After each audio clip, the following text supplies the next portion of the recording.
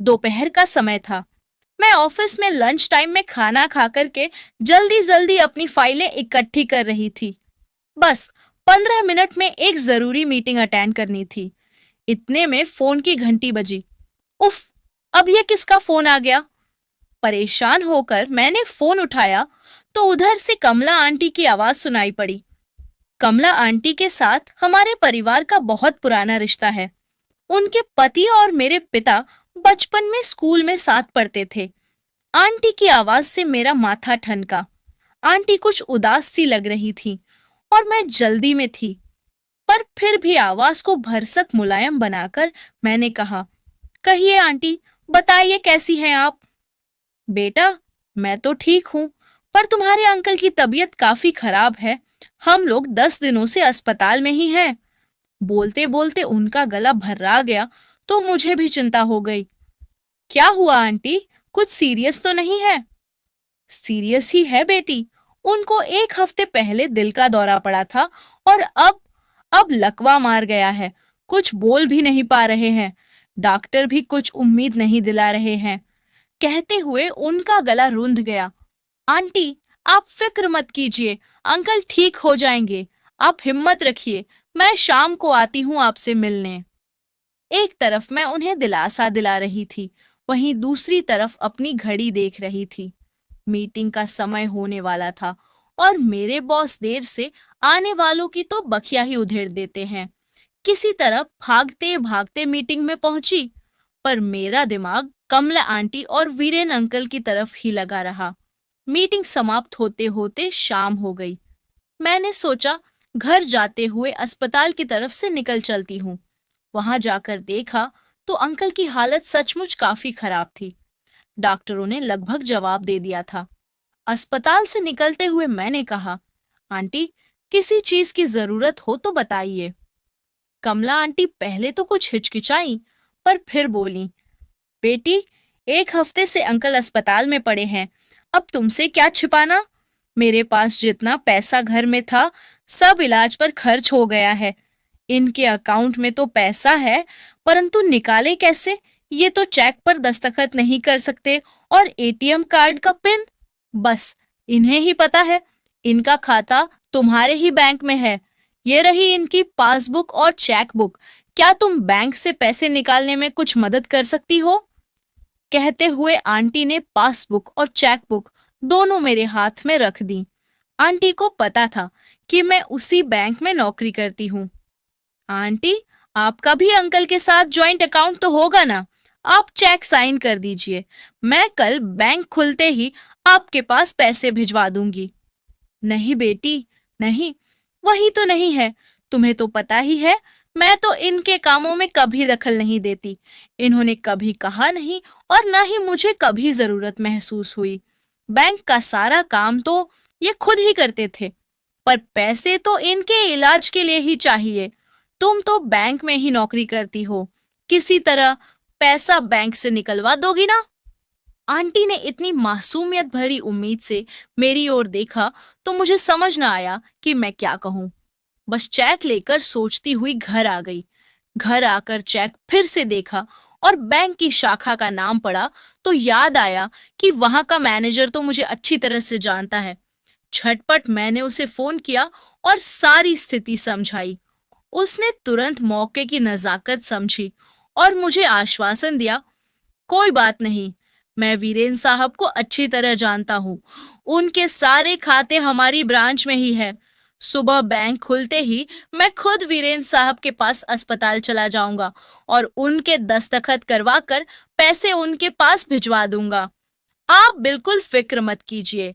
Bank के निर्देशों के अनुसार यदि कोई खाताधारी किसी कारण से दस्तखत करने की हालत में नहीं होता है, तो कोई अधिकारी अपने सामने उसका अंगूठा लगवाकर उसके खाते से पैसे निकालने के लिए अधिकृत कर सकता है।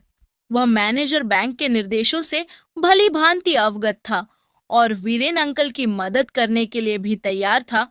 यह जानकर मुझे बहुत तसल्ली हुई और मैं चैन की नींद सो गई। सुबह दफ्तर जाने के बजाय मैंने कार अस्पताल की ओर मोड़ ली। मुझे बहुत खुशी हुई जब 9 बजते ही बैंक का मैनेजर भी वहां पहुंच गया। उसके हाथ में विड्रॉल फॉर्म था, जामुनी स्याही वाला इंक पैड भी था। बेचारा पूरी तैयारी से आया था। आते ही उसने वीरेन अंकल से खूब गर्मजोशी से नमस्ते की, तो अंकल के चेहरे पर भी कुछ पहचान वाले भाव आते दिखे। फिर मैनेजर ने कहा, वीरेन साहब, आपके अकाउंट से 25,000 रुपए निकाल कर आपकी पत्नी को दे दूं? जवाब में जब अंकल ने अपना सिर नकारात्मक तरीके से हिलाया, तो मैनेजर समेत हम सब सकते में आ गए। उसने फिर कहा, वीरेन साहब, आपके इलाज के लिए आपकी पत्नी को पैसा चाहिए, आपके अकाउंट से पैसे निकाल कर दे दूं? जवाब फिर नकारात्मक था। बेचारे मैनेजर ने 3 से 4 बार प्रयास किया, पर हर बार वीरेन अंकल ने सिर हिलाकर साफ मना कर दिया। उसने हार न मानी और फिर कहा, वीरेन साहब, आपको पता है कि यह पैसा आपके इलाज के लिए ही चाहिए? वीरेन अंकल ने अब सकारात्मक सिर हिलाया, परंतु पैसे देने के नाम पर जवाब में फिर नहीं मिला। हालांकि यह अकाउंट वीरेन अंकल के अपने अकेले के नाम पर ही था, उन्होंने उस पर कोई नॉमिनेशन भी नहीं कर रखा था। बैंक मैनेजर ने आखिरी कोशिश की, वीरेन साहब, आपकी पत्नी को इस अकाउंट में नॉमिनी बना दूं? जवाब अब भी नकारात्मक था। आपका अकाउंट कमलाजी के साथ ज्वाइंट कर दूं? जवाब में फिर नहीं। ताज्जुब की बात तो यह थी कि वीरेन अंकल, जो कल तक न कुछ बोल रहे थे और न ही समझ रहे थे, बैंक से पैसे निकालने के मामले में आज सिर हिलाकर साफ जवाब दे रहे थे। मैनेजर ने मेरी ओर लाचारी से देखा और हम दोनों कमरे के बाहर आ गए। खाते से पैसे निकालने में मैनेजर ने अपनी मजबूरी जाहिर कर दी। मैडम, अच्छा हुआ आप यहाँ आ गईं, नहीं तो शायद आप मेरा भी विश्वास नहीं करती। आपने खुद अपनी आंखों से देखा है, वीरेन साहब तो साफ मना कर रहे हैं। ऐसे में कोई भी उनके अकाउंट से पैसे निकालने की अनुमति कैसे दे सकता है? मैनेजर की बात तो 16 आने सही थी। बैंक मैनेजर तो वापस बैंक चला गया और मैं अंदर जाकर कमला आंटी को उसकी लाचारी समझाने की व्यर्थ कोशिश करने लगी। अस्पताल से लौटते समय मैं उन्हें अपने पास से 10,000 रुपए दे आई, साथ ही आश्वासन भी कि जितने रुपए चाहिए आप मुझे बता दीजिएगा, आखिर अंकल का इलाज तो करवाना ही है। शाम को बैंक से लौटते हुए मैं कमला आंटी के पास फिर गई। वे अभी भी दुखी थीं। मैंने भी उनसे पूछ ही लिया, आंटी, आपने कभी अंकल को अकाउंट ज्वाइन करने के लिए नहीं कहा क्या? कहा था बेटी, कई बार कहा था, पर वे मेरी कब मानते हैं। हमेशा यही कहते हैं कि मैं क्या इतनी जल्दी मरने जा रहा हूँ। एक बार शायद यह भी कह रहे थे कि यह मेरा पेंशन अकाउंट है, ज्वाइंट नहीं हो सकता। नहीं नहीं आंटी, शायद उन्हें पता नहीं है, अब तो पेंशन अकाउंट भी ज्वाइंट हो सकता है। चलो, अंकल ठीक हो जाएंगे, तब उनका और आपका अकाउंट ज्वाइंट करवा देंगे और नॉमिनेशन भी करवा देंगे, कहकर मैं घर आ गई। रास्ते भर गाड़ी चलाते हुए मैं यही सोचती रही कि वीरेन अंकल वैसे तो आंटी का इतना ख्याल रखते हैं, पर इतनी महत्वपूर्ण बात पर कैसे ध्यान नहीं दिया। कुछ दिन और निकल गए। वीरेन अंकल की तबीयत और बिगड़ती गई। आखिरकार लगभग 10 दिनों बाद उन्होंने अंतिम सांस ले ली और कमला आंटी को रोता बिलखता छोड़ हमेशा हमेशा के लिए चले गए। पति के जाने के अकथनीय दुख के साथ साथ आंटी के पास अस्पताल का बड़ा सा बिल भी आ गया। उनका अंतिम संस्कार होने तक आंटी के ऊपर कर्जा काफी बढ़ गया था।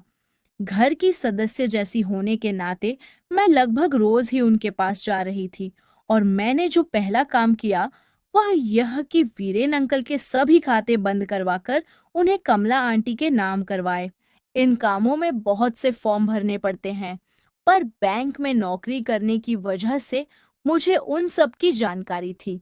आंटी को सिर्फ इंडेमनिटी बॉन्ड, एफिडेविट, हेयरशिप सर्टिफिकेट आदि पर अनगिनत दस्तखत ही करने पड़े थे, जो मुझ में पूरा भरोसा होने के कारण वे करती चली गईं और रिकॉर्ड टाइम में मैंने वीरेन अंकल के सभी खाते आंटी के नाम पर करवा दिए। आंटी ने चैन की सांस ली और सारे कर्जों का भुगतान कर दिया।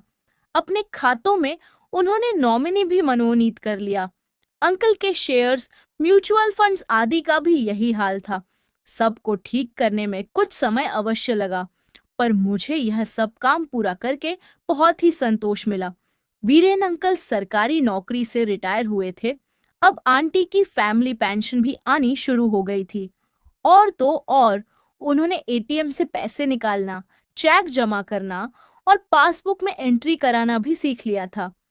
सार यह कि उनका जीवन एक ढर्रे पर चल पड़ा था। इस बात को कई महीने बीत गए, पर एक बात मेरे दिल को बार बार कचोटती रही कि ऐसा क्या था कि अंकल ने अपने अकाउंट से पैसे नहीं निकालने दिए। फिर एक बार मौका निकालकर मैंने आंटी से पूछ ही लिया। यह सुनकर आंटी सकपका कर चुपचाप जमीन की ओर देखने लगी। मुझे लगा कि शायद मुझे यह सवाल नहीं पूछना चाहिए था, पर कुछ क्षण पश्चात आंटी जैसे हिम्मत बटोर कर बोली, बेटी क्या बताऊं, पैसा चीज ही ऐसी है। जब अपने ही सगे धोखा देते हैं तब शायद आदमी के मन से सभी लोगों पर से विश्वास उठ जाता है। इनके साथ भी कुछ ऐसा ही हुआ था। मैं चुपचाप आंटी की ओर देखती रही। मेरी उत्सुकता और अधिक जानने के लिए बढ़ गई थी। आंटी आगे बोली, जब तुम्हारे अंकल मेडिकल की पढ़ाई कर रहे थे, उनके पिता यानी मेरे ससुर जी बहुत बीमार थे। पैसों की जरूरत पड़ती रहती थी, इसलिए उन्होंने अपनी चेक बुक ब्लैंक साइन करके रख दी थी। मेरे जेठ के हाथ वह चेक बुक पड़ गई और उन्होंने अकाउंट से सारे पैसे निकाल ली। न ससुर जी के इलाज के लिए पैसे बचे और न इनकी पढ़ाई के लिए। मेरी सास पैसे पैसे के लिए मोहताज हो गई। फिर अपने जेवर बेचकर उन्होंने इनकी मेडिकल की पढ़ाई पूरी करवाई और साथ ही यह सीख भी दी कि पैसे के मामले में किसी पर भी विश्वास न करना, अपनी बीवी पर भी नहीं।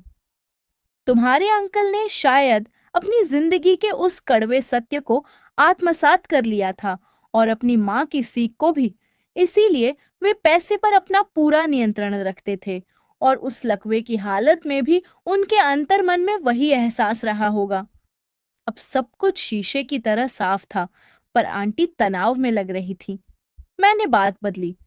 चलिए छोड़िए आंटी, मैं आपको चाय बनाकर पिलाती हूँ। समय बीतता गया। कमला आंटी की मनोस्थिति अब लगभग ठीक हो गई थी और अपने काम संभालने से उनमें एक नए आत्मविश्वास का संचार भी हो रहा था। वैसे तो कमला आंटी पढ़ी लिखी थीं। हिंदी साहित्य में उन्होंने स्नातकोत्तर स्तर तक पढ़ाई की थी, परंतु पिछले 40 सालों में केवल घर-बार में ही विलीन रहने से उनका जो आत्मविश्वास खो सा गया था, धीरे-धीरे वापस आने लगा था। मैं जब भी उनसे मिलने जाती, मुझे यही ख्याल बार-बार सताता था कि हर एक व्यक्ति भली-भांति जानता है कि उसे एक दिन इस दुनिया से जाना ही है। बुढ़ापे की तो छोड़ो, जिंदगी का तो कभी कोई भरोसा नहीं है। पर फिर भी अपनी मृत्यु के पश्चात अपने प्रियजनों की आर्थिक सुरक्षा के बारे में कितने लोग सोचते हैं। छोटी छोटी चीजें हैं, जैसे कि अपना बैंक खाता ज्वाइंट करवाना, अपने सभी खातों, शेयर्स, म्यूचुअल फंड आदि में नॉमिनी का पंजीकरण करवाना आदि। साथ ही वसीयत करना भी तो कितना महत्वपूर्ण काम है, पर इन सब के बारे में ज्यादातर लोग सोचते ही नहीं है। अब कमला आंटी को ही ले लीजिए। उन बेचारी को तो यह भी पता नहीं था कि वे फैमिली पेंशन की हकदार हैं। अंकल के पीपीओ वगैरह की जानकारी तो बहुत दूर की बातें हैं। लोग जिंदा रहते हुए अपने परिवार का कितना ख्याल रखते हैं, परंतु कभी यह नहीं सोचते कि उनके मरने के बाद उनका क्या होगा। धीरे धीरे समय निकलता गया और कमला आंटी के जीवन में सब कुछ सामान्य सा हो गया। उनके घर मेरा आना जाना भी कम हो गया। पर अचानक एक दिन आंटी का फोन आया, बेटी शाम को दफ्तर से लौटते हुए कुछ देर के लिए घर आ सकती हो क्या? हाँ हाँ जरूर आंटी, कोई खास बात है क्या? नहीं, कुछ खास नहीं, पर शाम को आना जरूर। आवाज से आंटी खुश लग रही थीं। शाम को जब मैं उनके घर पहुंची तो उन्होंने मेरे आगे लड्डू रख दिए। चेहरे पर बड़ी सी मुस्कान थी। लड्डू? किस खुशी में आंटी? मैंने कुतूहलवश पूछा तो एक प्यारी सी मुस्कान उनके चेहरे पर फैल गई। पहले लड्डू खाओ बेटी। बहुत दिन बाद कमला आंटी को इतना खुश देखा था।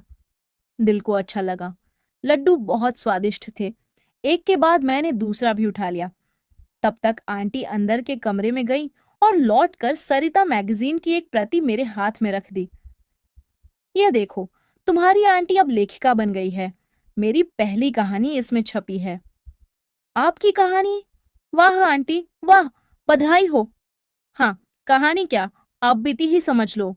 मैंने सोचा कि क्यों ना सब लोगों को बताऊं कि पैसे के मामले में पत्नी के साथ साझेदारी न करने से क्या होता है और संयुक्त खाता न खोलने से उसको कितनी परेशानी हो सकती है। वैसे ही कोरोना वायरस इतना फैला हुआ है, क्या पता किसका नंबर कब लग जाए। तुम्हारी मदद न मिलती तो मैं पता नहीं क्या करती। जैसा मेरे साथ हुआ ऐसा किसी के साथ ना हो। कहते कहते कमला आंटी की आंखें नम हो चली थीं और साथ में मेरी भी। घर जाकर चेक फिर से देखा और बैंक की शाखा का नाम पढ़ा तो याद आया कि वहां का मैनेजर तो मुझे अच्छी तरह से जानता है। झटपट मैंने उसे फोन किया और सारी स्थिति समझाई। उसने तुरंत मौके की नजाकत समझी और मुझे आश्वासन दिया। दोस्तों, ये कहानी आपको कैसी लगी कमेंट करके जरूर बताएं। वीडियो को लाइक करें, शेयर करें, चैनल को सब्सक्राइब जरूर करें। धन्यवाद।